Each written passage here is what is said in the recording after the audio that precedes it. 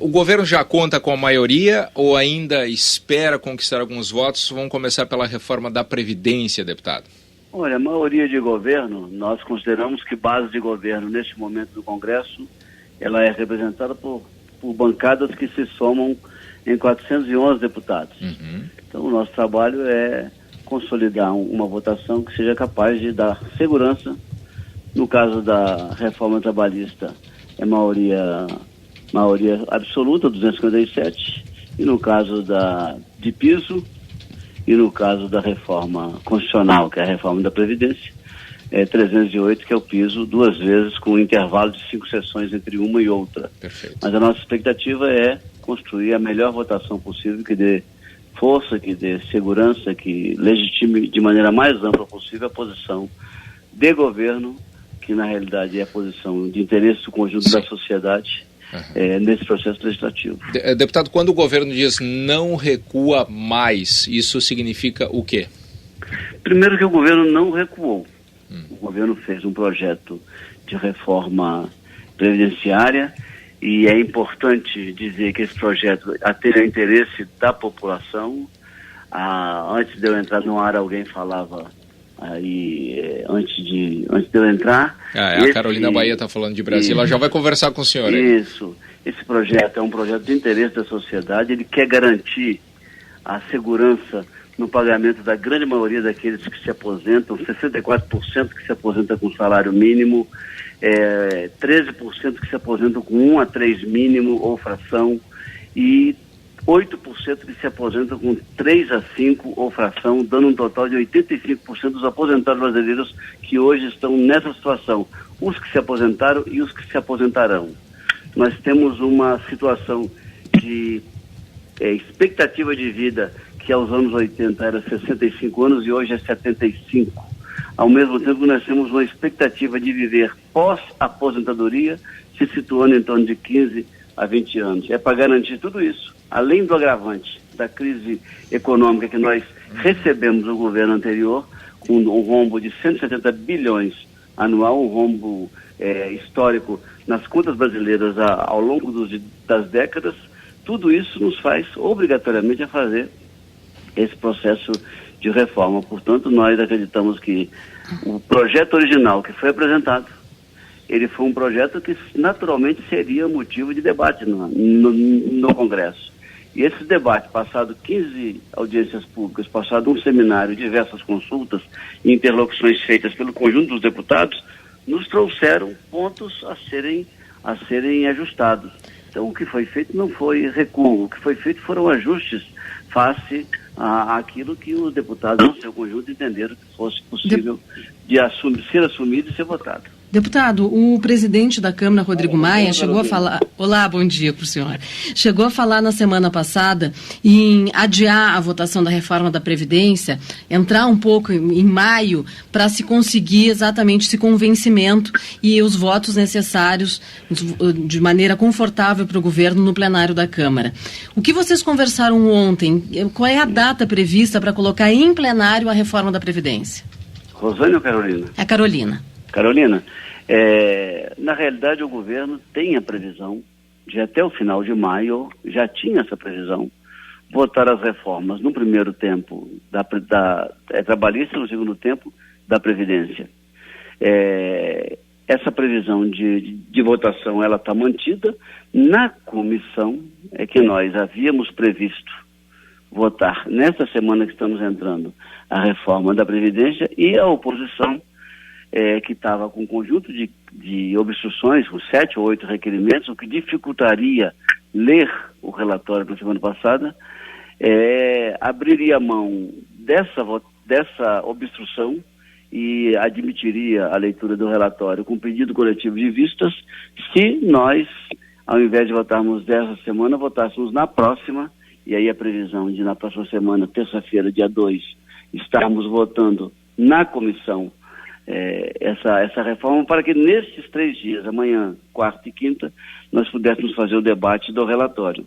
Quanto ao plenário, a expectativa de ir para o plenário é a partir do dia 8 de maio. A partir do dia 8 de maio, nós teremos condições de apreciar, debater e votar o texto da Previdência. Eu, pessoalmente, acredito que na dinâmica que nós estamos, nós teríamos o primeiro turno da Previdência na Câmara, no plenário da Câmara, entre os dias 10 e 20. Bom dia, deputado. Agora é a Rosane, tudo bem? Bom dia, Rosane. Olha, deputado, tem muitos ouvintes nossos preocupados com a situação da Previdência nos municípios, já que também para eles vale essa regra de que se em 6 meses não fizerem a sua reforma, valerão as regras federais. E como os municípios têm, vários deles, os maiores principalmente, têm planos próprios de Previdência, a dúvida dos nossos ouvintes, e é também a minha, como fica essa adaptação? Olha, a primeira coisa, os municípios e os estados, pelo relatório e pela proposição que foi colocada em discussão, eles têm autonomia para fazer as suas revisões, ou suas reformas, ou seus ajustes. No meu estado, o Espírito Santo, o governador já anunciou que, votada em Brasília, a reforma da Previdência, ele fará a chamada adesão. O que é isso? Ele vai fazer uma proposta equivalente, vai mandar à Assembleia para poder fazer a adaptação de um tema ao outro. Os estados podem fazer isso, os municípios podem fazer isso, e acho que cabe a todos aqueles que têm essa preocupação local estimular os seus governantes, estimular os seus prefeitos e os seus governadores, com as suas assembleias e câmaras municipais, de fazer esse debate e fazerem a adaptação, ajuste, modificação ou manutenção do status quo do momento. Portanto, mas tem que haver uma votação, né? Não, porque se não fizer isso, tem que haver uma manifestação. Em 6 meses é automático. Tem que haver uma manifestação. Se não houver isso, em 6 meses, a proposta que nós estamos votando aqui é de que torna automática o tratamento similar aos municípios em relação ao texto aprovado aqui no Congresso Nacional. Agora, outra pergunta que é muito frequente entre os nossos ouvintes, deputado, eu sei que o senhor já respondeu isso inúmeras vezes, terá que responder mais uma vez. Como ficam as aposentadorias de deputados, senadores, deputados estaduais que têm esses planos próprios de previdência custeados, em sua maior parte, com dinheiro público? Olha, em primeiro lugar, eu quero responder a tudo que é dúvida, pergunta, questionamento, até a última hora, e mesmo depois que for votado, eu quero estar à disposição para esse debate pela sua importância. Em segundo lugar, quem está falando com você é um deputado que é auditor fiscal do Ministério do Trabalho, que já exerceu 2 mandatos de deputado estadual, foi vice-governador do Estado, secretário de Estado de Educação, estou no 3º mandato de deputado federal e nunca contribuí para outro instituto de aposentadoria que não fosse o da minha função, que é auditor fiscal do trabalho, pela qual me aposentarei ao longo desse ano, talvez do próximo, visto ter contribuído e estar em idade compatível com a aposentadoria. O senhor tem quantos anos, deputado? Eu faço 63 anos em 21 de junho. Não parece, mas é essa a minha idade. Né? mas a maioria dos seus colegas contribuem. Mas deixa eu te responder. Os institutos de aposentadoria de pensões dos anos 80, dos vereadores, dos deputados federais, dos senadores, eles sempre foram uma aberração. Com a luta da sociedade para sua extinção, eles foram extintos no modelo anterior. E ficou um residual de contribuições diferenciadas, mesmo assim, com privilégios, diferenciadas em relação ao anterior, impondo a quem contribuísse um ônus maior. Nesse momento, a proposta que está feita é a seguinte: primeiro, ninguém se aposenta de maneira diferente que não a proposta que está posta. Todo mundo que se aposentar terá o direito ao máximo pela Previdência Pública, né? Terá o direito de, no teto da Previdência, do mês de hoje, desse mês, desse momento, que é R$ 5.531. Seja deputado, seja desembargador, seja dos altos cargos do Executivo, do Legislativo, do Ministério, dos órgãos de controle.